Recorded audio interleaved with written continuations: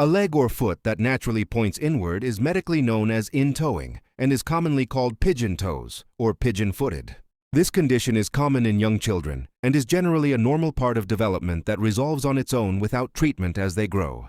Causes of in-toeing. In-toeing is typically caused by a rotational issue in the foot, the lower leg bone, tibia, or the upper leg bone, femur. Metatarsus adductus. The front part of the foot, forefoot, is bent inward, giving the foot a C shape.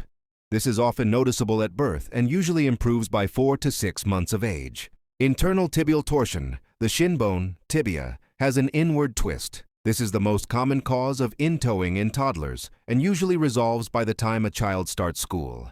Femoral anteversion. The thigh bone, femur, has an inward twist, causing the knee and foot to point inward when walking. This is most obvious in children aged 4 to 6 and typically corrects itself by adolescence. Mastering the technique of kicking a football, soccer ball, relies on biomechanics, specifically how you transfer kinetic energy from your body into the ball. The technique changes depending on whether you need power, shooting, or accuracy, passing.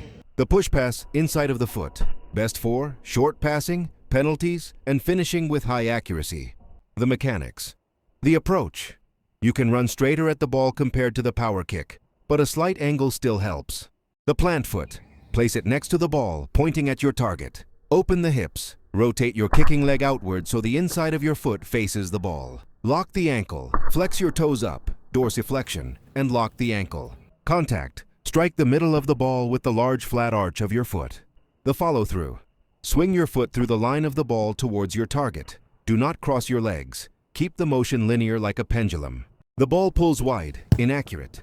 The cause. Your hips and plant foot are not aligned with the target. The fix. Check your plant foot toes. Wherever they point, the ball usually goes.